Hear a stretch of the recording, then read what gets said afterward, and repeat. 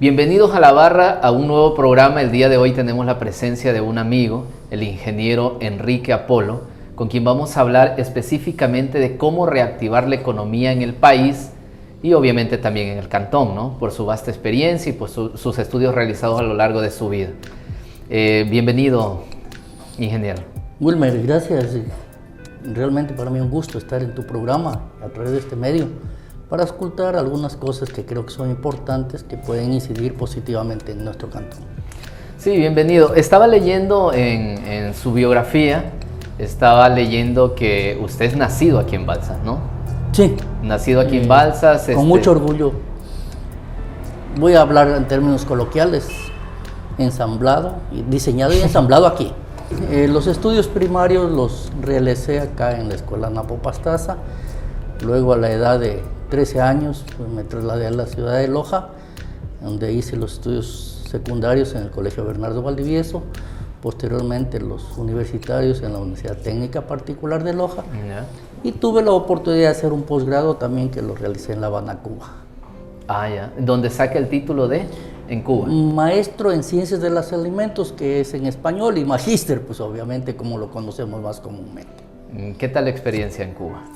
Muy buena, extraordinariamente buena, porque conocí lo que es la calidez y calidad humana. Siempre se dice que la educación en Cuba es de élite y más que todo, si alguien entra en Cuba a la universidad, o la termina o la termina. A ver, sí, realmente sí. Lo que pasa es de que Cuba tiene apoyo muy bueno para el que quiere estudiar. Por parte del Estado. Por parte del Estado, obviamente. Entonces, también hay un screening, si quieres, o un tamizado, de suerte que una orientación vocacional muy buena, porque acá en nuestro país, lamentablemente, decimos, voy a coger esta carrera porque es buena carrera. Sí, que posiblemente sea mi vocación, ¿no es cierto?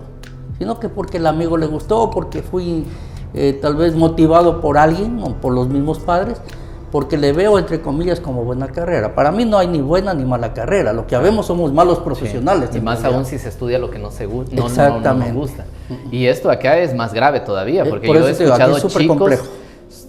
Bueno, lamentablemente el nivel de educación también tiene que ver mucho con el nivel cultural y el nivel económico, porque yo he escuchado de barrios muy pobres donde el chico dice, voy a seguir tal cosa, y le preguntan por qué, dice, es que ahí se va la tal, o sea, van atrás de una amiga, van atrás de una chica que les gusta, incluso ni tienen idea qué carrera seguir. Eso es triste, y por eso el Ecuador lamentablemente caminamos a pasos lentos.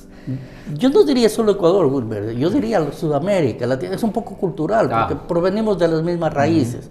Sin embargo, creo que el mundo va cambiando y la gente ya va tomando conciencia y se orienta hacia lo que realmente es su vocación. Y eso ya es positivo. Conversando un poco de los cargos que usted ha podido ejercer, usted fue profesor, fue docente universitario, ¿no? Sí. ¿En la Universidad de Loja? El honor de haber participado como docente universitario por el lapso de 35 años en la Universidad Nacional de Loja. Obviamente una vida. Estuve toda la vida profesional. Estuve vinculado a la academia desde las tres aristas, que es la docencia, la investigación y la vinculación con la colectividad. Y esa vinculación con la colectividad es la que a mí realmente me permitió conocer mucho de los problemas que existen en nuestro medio. Y es una de las razones por las que yo podría de alguna manera decir qué hay que hacer para mejorar la economía de los pueblos. ¿Y esas prácticas las hizo en el Centro Andino de Tecnología? A ver, la Universidad Nacional de Loja tenía un departamento que se llamó Centro Andino de Tecnología Rural, sus siglas CATER. Y obviamente que trabajamos en equipos multidisciplinarios, donde habían médicos, habían ingenieros agrónomos, agrícolas, veterinarios, que salíamos al campo a auscultar los problemas y a su vez a capacitar a la gente, a desarrollar tecnología mediante investigación participativa con el campesino. Y eso nos dio un plus muy importante, que fuimos reconocidos a nivel del mundo. Lamentablemente en nuestro medio, como lo dijimos anteriormente, como que no da mucha importancia a ciertas cosas. Pero si tú entras a la web, buscas el CATER, vas a encontrar publicaciones que están en Francia, están en España, están en Holanda.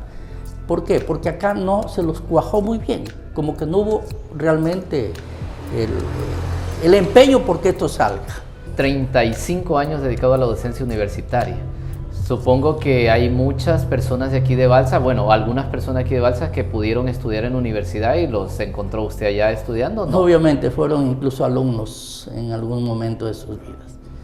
Y son muy gratos conmigo, yo muy grato con ellos también, porque supieron reconocer en mí las cualidades que tenía como persona, como profesional, y hasta ahora, con mucho orgullo lo digo y me jacto de eso, que me escriben, porque más que orientar en la parte académica que la hacía, también era orientar en la parte humana. O sea, qué hacer con mi conocimiento para desarrollarme como persona y también aportar al desarrollo colectivo. Ingeniero, vamos a hacer una pausa comercial y al regreso vamos a hablar del tema principal, que es la forma de reactivar la economía en el país y obviamente engloba todo lo que es provincia y cantón también. Perfecto. Vamos a volver en un momento, ya regresamos. Teclacom. Ofrecemos computadoras, impresoras, laptops, componentes y accesorios originales a los mejores precios. Además, servicio de reparación y soporte técnico garantizado. Distribuidores directos de las mejores marcas: HP, Genius, LG, Dell, Toshiba. Comunícate al 2517-507 098 23 92 59 2. Teclacom. Buscas tecnología, confía en nosotros. Estamos de regreso en la barra, como estábamos conversando antes de la pausa comercial. Vamos a hablar sobre la reactivación económica a nivel nacional. ¿Cuáles son los métodos para poder reactivar la economía en este país? Bueno, quisiera, Wilmer, partir de algo que es preocupante. He sacado alguna información, porque es actual, que en el Ecuador existen cerca de 5.7 millones de pobres, de los cuales 2.6 están en extrema pobreza. Entonces, eso nos invita a reflexionar qué hacer para que esto no ocurra y para de alguna manera revertir esas cifras. Y considerando que Ecuador es netamente agropecuario, pienso que el mayor esfuerzo que hay que hacer es en el sector agropecuario, en los pequeños y medianos. ¿Por qué no hablo de los grandes? Porque los grandes tienen capacidad económica y de infraestructura para continuar, pero los pequeños no la tienen. Entonces ahí es donde se debe trabajar. Y como tú decías, sí, con proyectos. Pero para reactivar la economía realmente se requiere la participación del Estado. ¿Dónde tiene que entrar el Estado? No dando dádivas. Tiene que entrar generando la plataforma adecuada para que estos sectores deprimidos puedan entrar en la dinámica de la producción. Con riego, con infraestructura vial, con créditos blandos a largo plazo. Te voy a dar una cifra interesante. Pero ingeniero, perdón que le interrumpa, pero entonces el Ecuador anda de mal en peor en el sentido de lo que nos ha tocado en gobiernos, porque por ejemplo hablamos del gobierno anterior que fue de Lenín Moreno y el actual, o sea, no son precisamente gobiernos que están en condiciones de apoyar este tipo de proyectos y la verdad que queda la duda incluso si les interesa apoyar este tipo de proyectos. A ver, aquí tenemos que tal vez pensar un poco también el efecto COVID. Realmente desestructuró muchas familias, gente que se quedó sin empleo y gente que trabajaba el día para poder comer. Sí. Entonces esa gente sin esos recursos realmente es complicado, ¿no es cierto? Sí. Entonces yo no me atrevería en este momento a acusar a tal o cual gobierno, sino decir que en el proceso histórico del Ecuador no ha habido un apoyo significativo a estos sectores. Ahora bien, han habido apoyos a rubros importantes como el banano, como el cacao, en su momento el café, que fue un plus muy importante, o el boom cafetalero de la economía del país y de algunos países del mundo.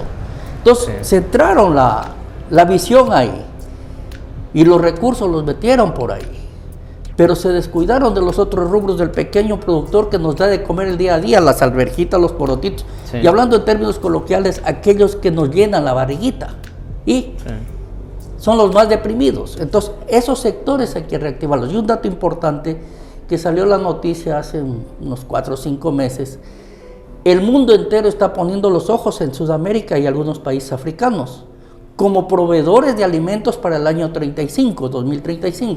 ¿Por qué? Porque la presión demográfica que tienen estos países ya realmente es tan fuerte que la producción no les alcanza, además de eso de haber degradado mucho el ambiente.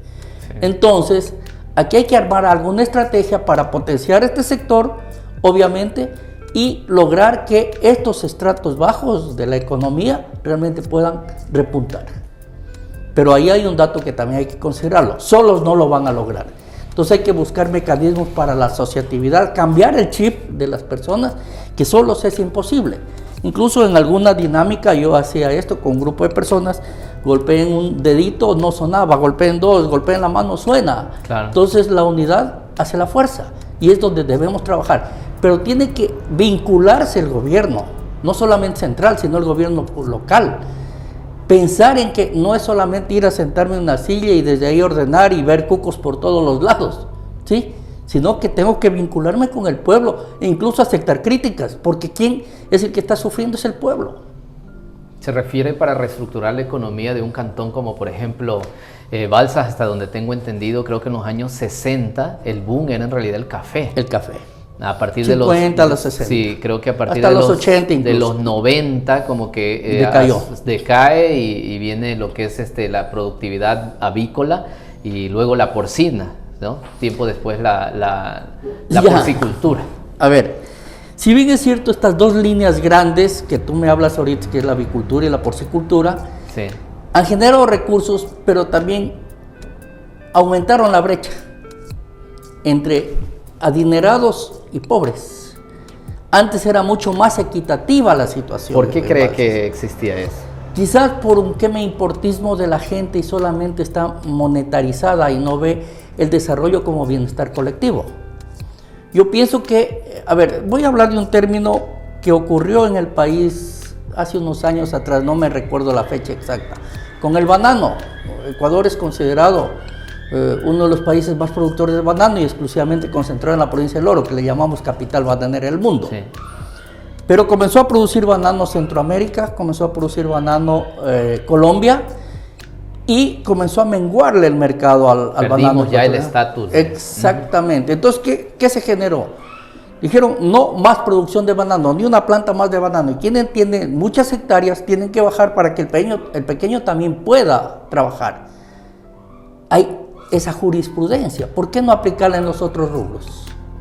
Decir, bueno, ok, tú ya tienes 100,000 aves por decirte, y ¿por qué no te bajas a 60 y le das chance a otras personas para que puedan trabajar? Y ellos se pueden convertir en la empresa ancla incluso para llegar a los mercados. Otro problema serio en nuestro medio es que somos permanentemente, incluso desde el boom cafetalero y un poco antes, solamente proveedores de materia prima. El valor agregado es cero.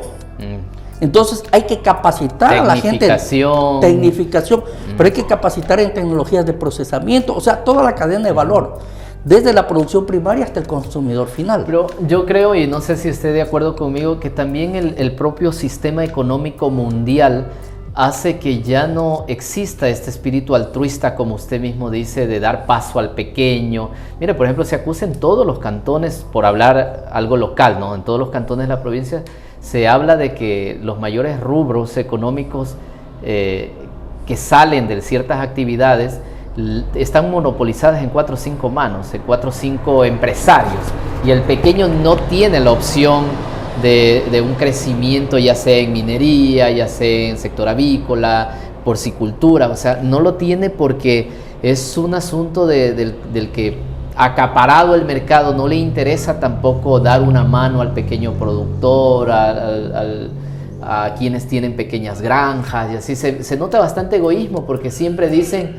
yo he escuchado, por ejemplo, aquí en el cantón, lo digo con todo respeto, pero yo he escuchado cuando han habido manifestaciones y hay amigos que tienen sus granjas pequeñas avícolas o porcícolas, y dicen, bueno, cuando les va bien, ahí sí nos piden nuestra ayuda, pero cuando les va mal, ahí sí vienen a llamarnos para que ayuden en la manifestación. Entonces eso como que a uno que ignora esos campos de trabajo, a uno le hace pensar en realidad que no hay un trabajo conjunto por desarrollar el cantón, la provincia o el país. O sea, a quienes están a cierto nivel ya no le interesa si el pequeño... A ver, ese problema no es solamente de Ecuador. Yo diría Sudamérica. Yo he tenido la oportunidad de estar en países como Perú, un poco más, conocer Brasil, y hay la misma dinámica. El problema es así, y yo te diría mundial incluso. Pero se ve con mayor énfasis en los pueblos pequeños, donde comienza a medirse fuerza, si quieres. Porque la gente es conocida. Exacto. Pero lo más peligroso es, y esto es a nivel nacional, que yo creo que hay que frenar eso, la gente hace su dinero y la bota afuera, en vez de reinvertirla en su medio. En Balsas ocurre exactamente lo mismo. Gente que hace sus recursos y se va a poner negocios fuera de Balsas cuando debería invertir en Balsas para dinamizar la economía interna. Entonces, esos son problemas serios. El gran misterio de investigar, ¿no? Sí. Entonces, porque normalmente pero si yo tengo sí el dinero invierto. Pero yo sí pienso que aquí también hay un mea culpa de todos nosotros, decir, bueno, ¿cómo yo aporto? Yo he leído muchos memes por ahí, las redes sociales se prestan para todo. Claro. Que ¿cómo van a culpar que enemigos de los empresarios? Nadie es enemigo de los empresarios. El problema es que el empresario que cumple con todas las de ley no tiene problemas. El problema es quien explota. Y no tiene por qué evadir sus ganancias. Exacto. O ocultarlas. Entonces digamos, la pregunta del siglo como dice, el caso que se está dando a nivel nacional, que ahora se acusa al presidente. Exactamente, correcto. Entonces, cuando dicen, no, el empresario es el que da trabajo, es a la inversa. Quien da el trabajo es el trabajador. Pregunto en Balsas, sin el ánimo de que se malinterprete, si se ponen en paro todos los trabajadores, todos, claro, obviamente. Un mes. Claro, se arruina. Destruyen todo. Claro, lo que usted dice es muy cierto, de que eso no va a ocurrir, de que se paralice un cantón a pesar de estar viviendo momentos difíciles económicos.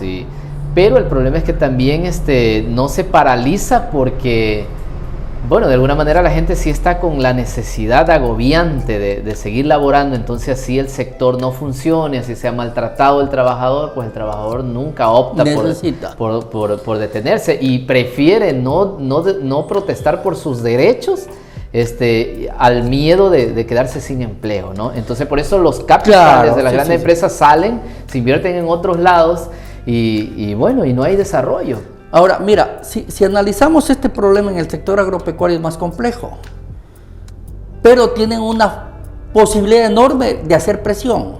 Me explico.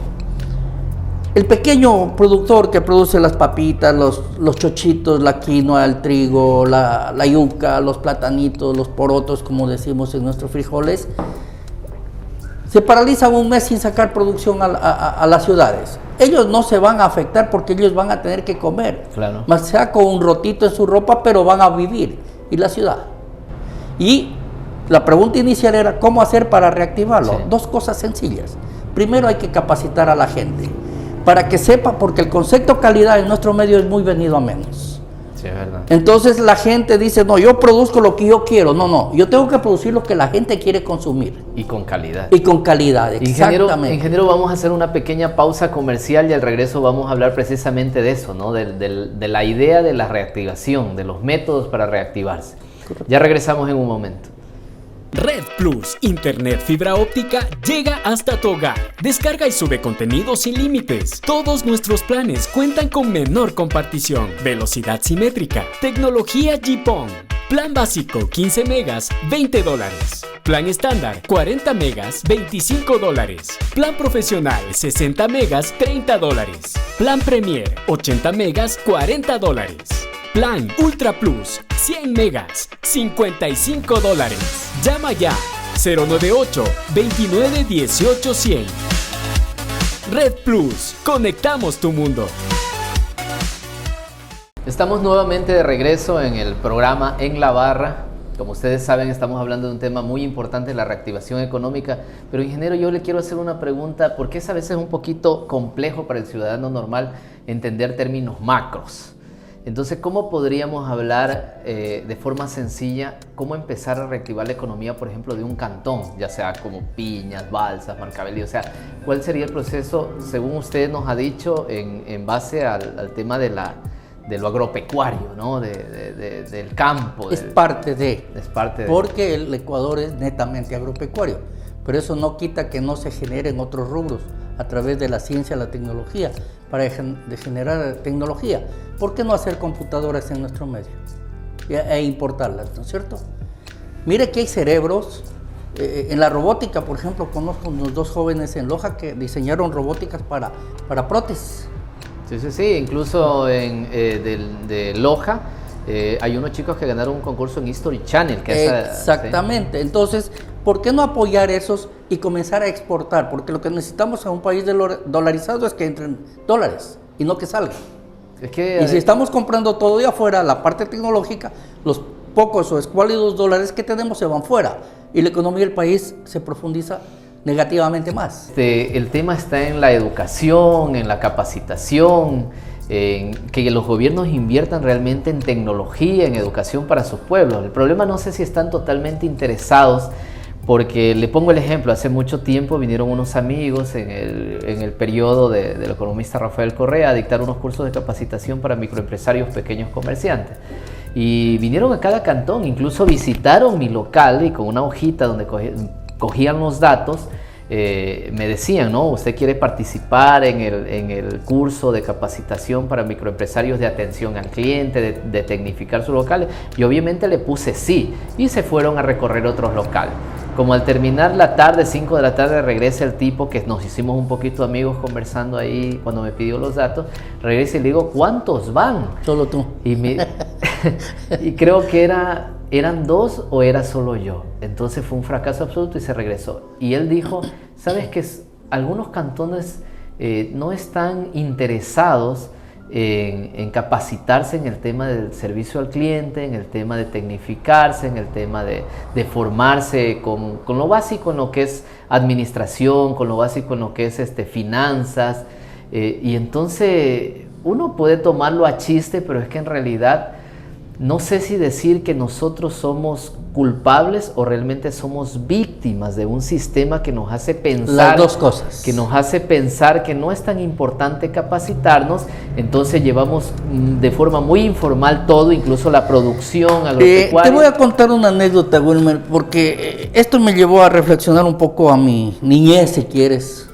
Cuando yo terminé la escuela aquí, yo siempre tuve el anhelo de estudiar, y mi papá, mi mamá querían enviarme a estudiar o a Piñas o a Loja, el colegio me refiero. Sí. Yo decidí irme a Loja. De paso te cuento, pues, con el ingeniero ya fallecido Héctor Urbano Ramírez, fuimos compañeros y los dos de la misma profesión en industria agropecuaria, los primeros 2 profesionales de Balsas. Entonces, cuando yo iba a salir, no tengo nada contra la iglesia, que no se me vaya a malinterpretar. Pero había el criterio de que mandar a los hijos a estudiar los volvía a ser herejes. Entonces, hay una situación que viene media compleja desde ciertos grupos que no les interesa. Y obviamente aquí viene otro aspecto. Y por eso decía las dos cosas. Somos víctimas y tenemos la culpa también, porque tenemos que comenzar a protestar, a despertarnos, claro. ¿Cierto? Entonces te digo esto, ¿por qué razón? Entonces yo me empeciné, si quieres, y gracias a ese empecinamiento es lo que soy como profesional ahora y como persona, te diría. Porque si no me hubiera quedado capaz en la ignorancia. Y aquí viene un caso muy importante. Los países más pobres, intrínsecamente hablando, con recursos naturales, son los más ricos porque apostaron al conocimiento, generaron tecnología, la necesidad los obligó. En cambio que los países más ricos, intrínsecamente, como Ecuador, Bolivia, Venezuela, a recursos, petróleo, biodiversidad, como lo tenemos a la mano, como que no nos hace falta y no hacemos el esfuerzo. Pero eso tenemos que cambiar, porque esos recursos se van a agotar. ¿Y qué va a hacer después? Claro ejemplo está el adelanto sin recursos de Japón, Corea del Sur también, que no tiene Japón, ¿qué tiene? Fuera de cámaras te decía, agua y japoneses. Eso lo dice no Vicente Apolo o Enrique Apolo, sino lo dice Miguel Ángel Cornejo, un sociólogo mexicano. Sí. Pero importaron toda la materia prima, la transformaron y la devolvieron procesada, pero ya 10 veces más el valor que ellos compraron. Entonces, esas situaciones son las que nosotros no estamos entendiendo cuando hablo de valor agregado. Un simple embalaje que se lo vea bonito, estético, a la producción ya te hace atractivo para que el cliente lo consuma. Sí. Aquí, en cambio, vamos a la parte agropecuaria, te mezclan papas con ajos, cebollas, y todo hay una mezcolanza, perdóname el término coloquial que te dije, vamos a hablar en términos nuestros, y eso te genera cierta rechazo a comprar. Y no tengo nada con lo que voy a hablar ni quiero favorecer a nadie. Pero vamos a las tiendas de supermercados un poco más estructuradas, entre comillas, con un nivel de calidad mayor. Lo que hacen es limpiarle y embalarle, pero eso ya te garantiza y el costo es mucho mayor. Pero si damos un valor agregado mucho más acabado, ojo con lo que voy a decir.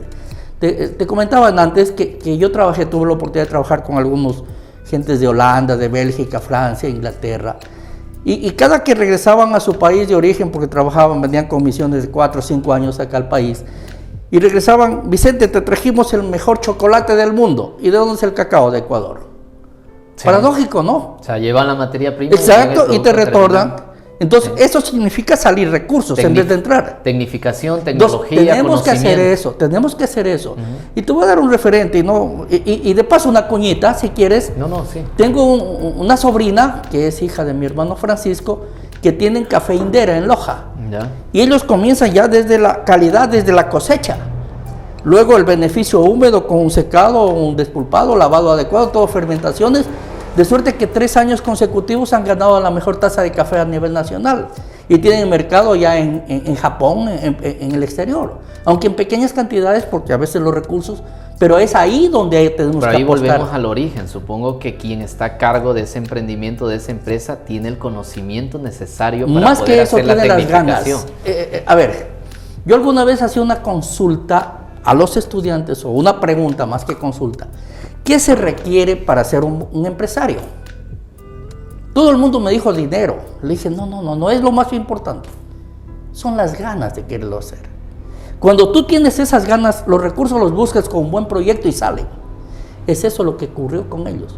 Tuvieron las ganas y obviamente pagaron el precio y están pagando el precio que hay que pagar. Y cuando hablo pagar el precio me refiero al esfuerzo que hay que hacer para lograrlo. Entonces, más o menos yo le estoy entendiendo que si hablamos de métodos para reactivar una economía, se necesita capacitación, empeño, pasión por lo que se quiere hacer y siempre poner por delante de todo la calidad del producto y la calidad del proceso. La calidad tiene pasaporte al éxito. De pronto, no sé si coincida con usted, de pronto estamos subestimando al consumidor. O sea, yo he visto muchas personas que en un cantón pequeño dicen, para lo más de este cantón ya está. y se refieren, le pongo el ejemplo. Sí, tienes razón. Le pongo el ejemplo, claro, una vez, lo que pasa es que es tan pequeño que no se puede hablar de determinado sector porque ya incluso saben quién lo dijo, pero alguien me dijo, para lo más de Balsa ya está bien, y yo le dije, ¿por qué piensas así? Exacto. Piensa en algún momento que va a venir alguien de otro lugar. Es la poca estima que nos tenemos. Exacto. Y eso hay que descartar. Y perdón que me adelante un poco porque yo sé que aún no quiere tocar mucho usted ese tema porque sé que está preparando un libro para sacarlo a la luz aquí en Balsas y donde supongo analiza estos y muchos temas más del cantón, ¿no? Sí. Ya, entonces, estoy trabajando en eso. Sí, entonces eso de pronto me adelanto un poquito y lo invito a que cuando ya tenga el libro en físico nos lo obsequie autografiado para poderlo conversar netamente el libro, porque sé que usted está escribiendo un libro de la realidad de Balsas e incluso me ha comentado otras cámaras donde se habla también de los métodos de desarrollo económico del cantón, o sea, por dónde podría ir la vía, porque en realidad lo que hace falta sí es lo que usted dice, el amor al pueblo donde uno reside o donde uno ha nacido. Sí, porque yo creo que es muy importante, porque de lo contrario ahí viene el problema de las microempresas y de los emprendimientos cuando dicen para lo más del cantón donde yo vivo es suficiente. Bueno, ahí hay dos cosas que es importante analizarlas y lamentablemente golpea mucho más a la juventud, a los adolescentes, porque como que no tienen sentido de pertenencia. O sea, como que me da vergüenza decir soy de tal parte, como que quisiera ser hijo del presidente y haber nacido en la Plaza de la Independencia en Quito. Cuando debería ser lo contrario, yo voy a un lugar pequeño. Exacto. Y les demuestro lo grande que soy. Porque yo, por ejemplo, me enteré que incluso... Y te digo algo un poco histórico, de un referente para quienes creen, y independientemente de la religión, un referente es Cristo, dónde nació y quién llegó a ser. Claro. O sea, avergonzarnos de dónde nací sería el error más garrafal que podemos tener. Y eso es lo que ocurre. Y eso justamente respondo a tu pregunta. Eso ocurre como que nos menospreciamos. Sí. Y referente al libro te voy a dar unos tips, unos adelantos, en el sentido de que el libro te redacta cronológicamente lo que ha ocurrido. Y por qué antes la historia de Balsas vio transitar vidas centenarias con más de 100 años gente y con una visión extraordinaria, gente de 90 años ensartando una aguja sin lentes. Yo no tengo tantos años y ya no puedo hacer eso sin lentes. Yo ya estoy por comprar, ¿no? Entonces, Y la ya no cuestión puedo es seria. tomar porque el chuchaqui me mata el otro día. La situación es seria. ¿Cómo a través de esa forma de vida sana hubo mejor calidad de vida y ahora con más dinero, entre comillas, morimos más jóvenes? Entonces la pregunta es cierta. Es cierto que se generó un sistema de desarrollo económico, pero el desarrollo humano está por los suelos. Las vertientes contaminadas, el aire contaminado. Es que ahí estoy muy de acuerdo con usted porque de alguna manera parece que el desarrollo tecnológico nos lleva a grandes millas adelante y la persona sí trata de alcanzarlos, pero como ser humano no cambia.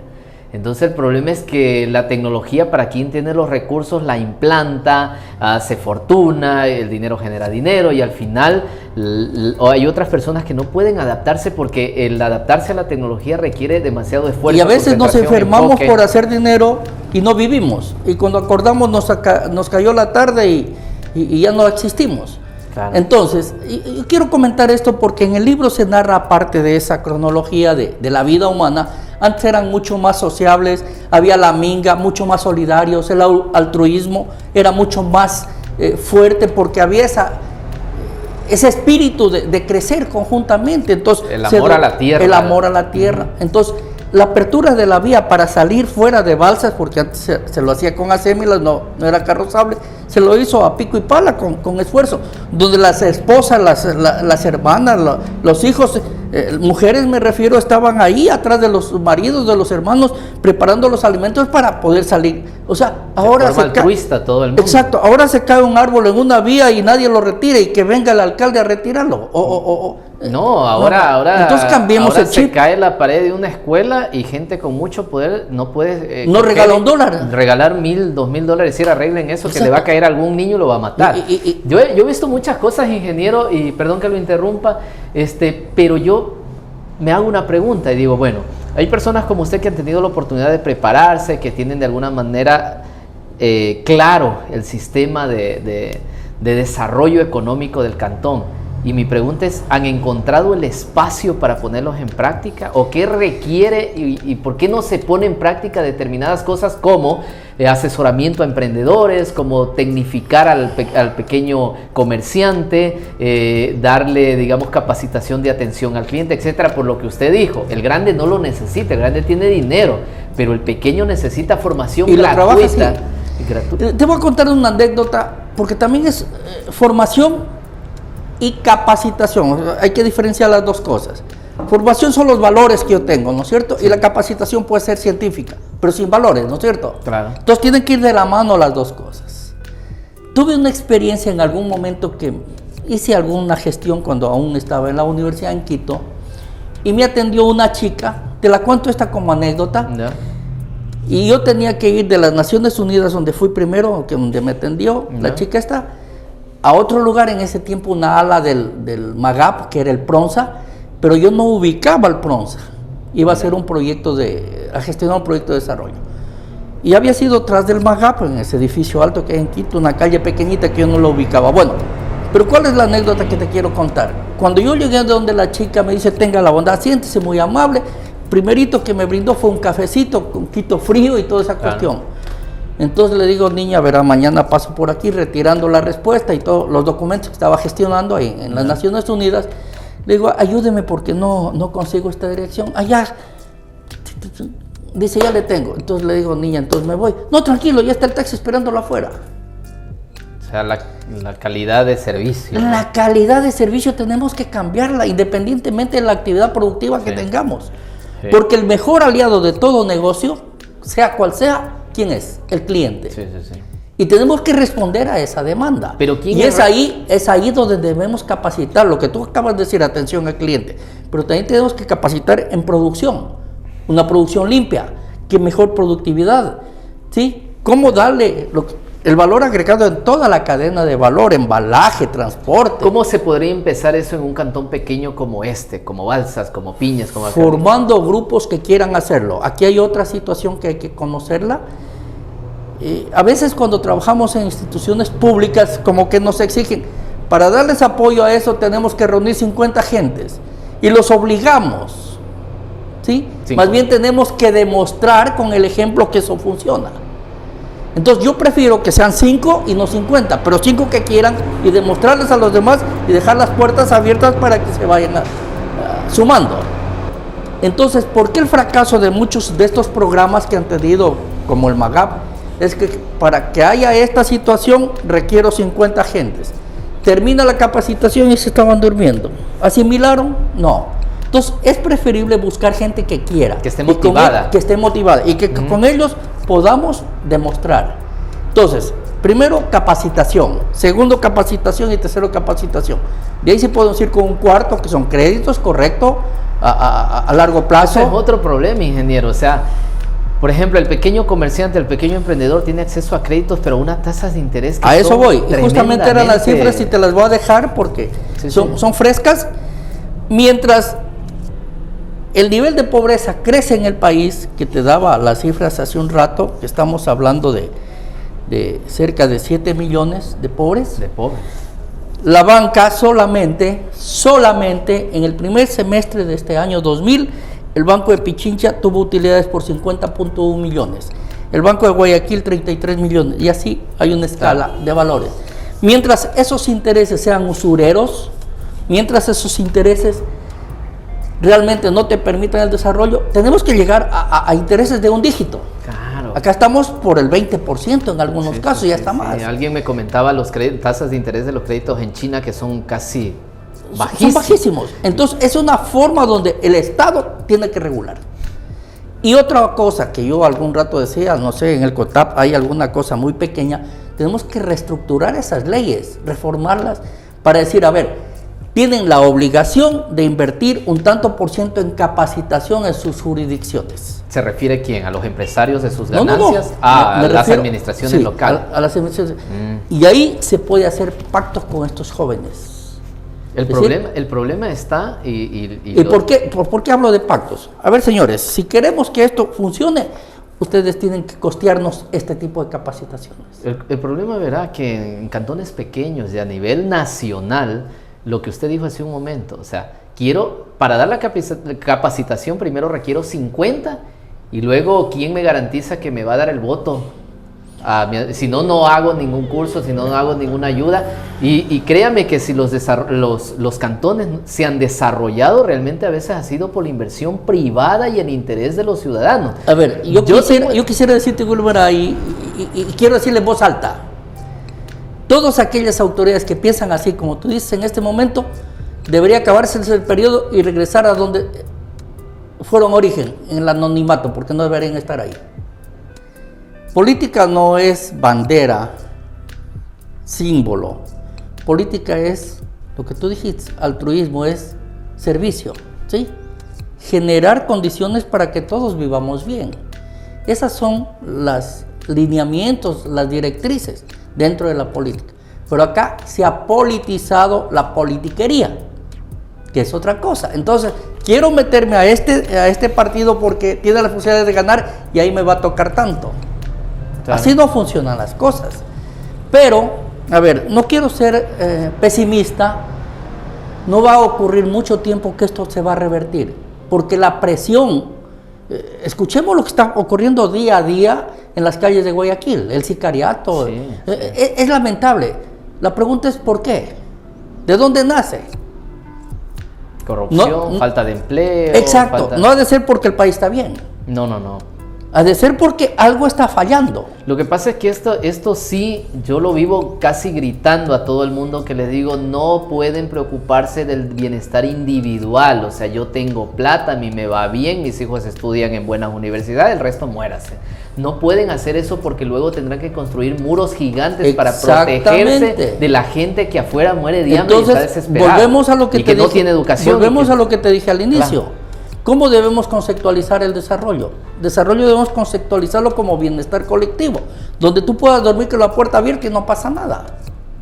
Lo que pasa es que el sistema ha hecho un juego macabro a los problemas colectivos y hacerle creer a la gente que tienen formas de arreglarlas individual, cuando los problemas colectivos tienen que arreglarse de forma colectiva. Estar por arriba. De forma colectiva, unirnos todos. Si yo estoy bien, que esté bien Wilmer, si Wilmer está Todo bien, el que esté mundo. bien la familia, y así. Porque de lo contrario nos va a ocurrir lo que ocurre en determinadas ciudades, en determinados sitios de México, donde la gente que tiene mucho dinero tiene que tener muchos guardaespaldas porque le van descuartizando hasta su propia Mira, familia. te quiero dar un dato adicional que también lo obtuve el día de hoy nomás, sobre lo que es el desarrollo humano sustentable en el país. Estamos en un nivel de medio abajo y estamos en el puesto 100 y pico. Se lo mide con 3 parámetros: por esperanza de vida, ¿Ya? ¿sí?, por ingreso per cápita, que es un valor totalmente mentiroso, ya te explico por qué, y por educación. Son los 3 parámetros. Los 2 los acepto primeros: esperanza de vida y educación. Pero el ingreso per cápita es mentiroso. ¿Por qué?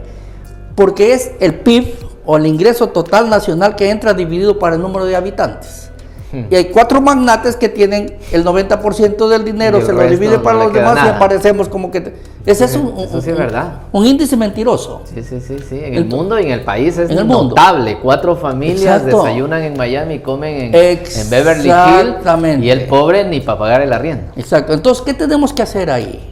Lo que hablamos: reactivar la economía desde los rubros más significativos, sin descuidar otros ejes que podrían ser importantes. Y te doy un caso para Balsas. Hay que desarrollar el aspecto turístico. Tenemos 3 grandes líneas que podemos trabajarlas. El turismo técnico. Hay mucha gente que conoce Balsas por la actividad avícola y porcícola. Sí. Vienen gente de la universidad con sus estudiantes para mostrar cómo están trabajando, para darles un concepto de desarrollo empresarial. Tienen un lugar donde hospedarse adecuado, tienen un restaurante donde ir a comer, tienen gente que les informe qué es Balsas. Yo cuando traía a mis estudiantes acá, porque tengo amigos, yo ya contactaba y decía: tal día voy a ir con tantos. Perfecto, no había problema. Pues veo compañeros que aún siguen en la universidad, vienen y están sentados porque nadie los atiende. Sí, es verdad. Tenemos un desarrollo un turismo religioso muy importante, que es con la Virgen de los Desamparados, la patrona del cantón. Y sin embargo, no hay baños higiénicos donde la gente pueda, no hay un lugar donde pueda estructurarse alguna situación de mostrarle la imagen al turista que viene, la imagen de Balsas.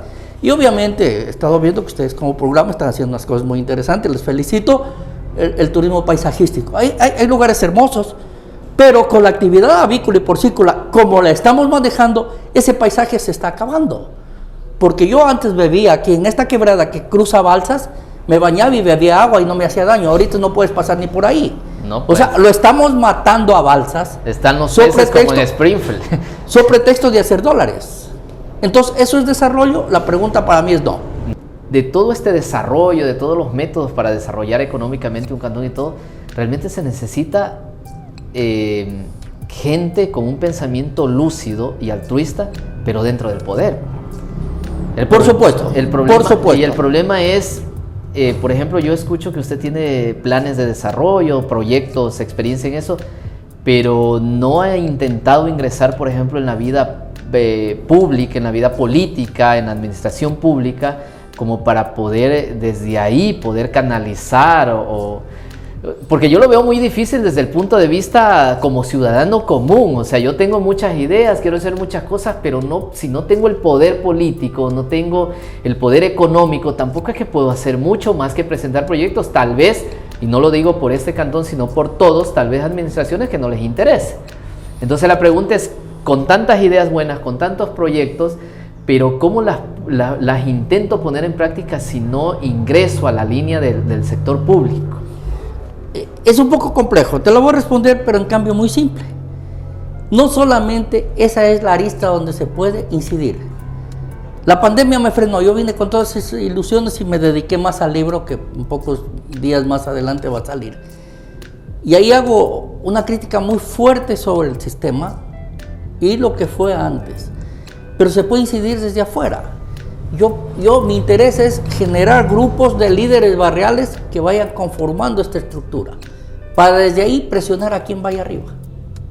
El problema es que los grupos barriales, nadie presiona. Si una autoridad que está arriba no es porque le dio la santa y regalada gana, es porque el pueblo lo eligió para que responda al pueblo. Sí, claro. Entonces tenemos que estructurar conciencia a nivel de barrios para exigir.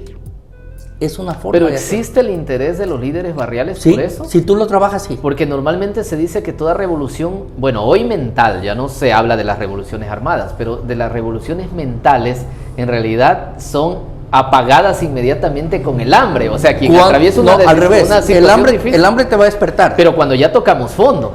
Correcto. Porque pero hay que evitar dice, eso. no, yo no voy a las protestas, no me vaya a quedar sin Hay trabajo. que evitar eso.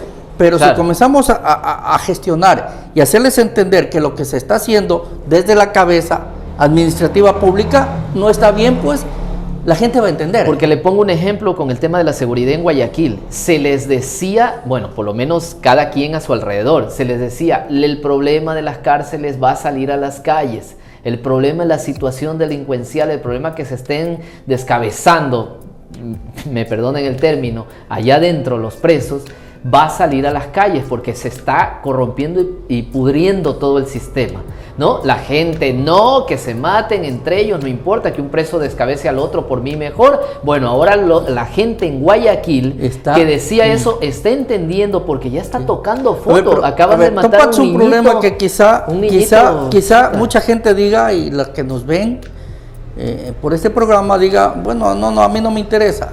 Sí, me interesa como Balsas. Porque Balsas se manejan recursos y algún rato los van a frenar en las ciudades grandes, Quito, Guayaquil, Cuenca, Manabí, y van a buscar como reducto los pueblos pequeños donde hay recursos. Para robar, desprotegidos, claro. Totalmente. Sí, totalmente. ¿Sí? Entonces, ahí, lo que tú manifestaste, hay un error, para mí un error. ¿Quiénes están presos para empezar para que haya el hacinamiento? Gente que porque no pudo pagar el juicio de alimentos está preso, pero no es un delincuente. Pero en cambio adentro lo están corrupción en el sistema judicial. La gran mayoría de personas que están presas y el nivel de educación es bajísimo, eso se ha dado. Y el problema es lo que yo siempre le digo a la gente, con que muera un inocente el sistema ya no vale. Exactamente. ¿Sí? O sea, no puede estar una persona con una condena sin sentencia ejecutoriada, etcétera, etcétera. Entonces, ingeniero, agradeciéndole su presencia aquí en este programa, para mí es un gusto. Hay temas tan importantes que a veces la gente no los considera necesarios topar, pero en realidad creo que son elementales en cada entrevista sacarlos a la luz. No, a ti gracias, Wilmer, por esta oportunidad para expresar lo que yo siento por mi pueblo, porque yo sí me siento balsense de alma, vida y corazón, y presto a cualquier situación que toque de arrimar el hombro, e invitarle a mi pueblo Balsas que arrime el hombro para sacarlo adelante y no solamente pensar individualmente, como decíamos, sino pensar en colectivo, porque el colectivo, bienestar para todos. En colectivo, bienestar para todos te da garantía para vivir más equitativamente y más dignamente. Así que un abrazo a mi Balsas y para adelante. Estimados seguidores, los esperamos en el próximo programa en La Barra. Recuerden, este programa se enviará en vivo a las diferentes redes sociales de esta plataforma. Pueden interactuar con nosotros. Los esperamos en el siguiente programa y les agradecemos su paciencia y su amor por la información de este medio digital. Muchas gracias, ingeniero. Muchas gracias a todos. Cuídense. Hasta la próxima.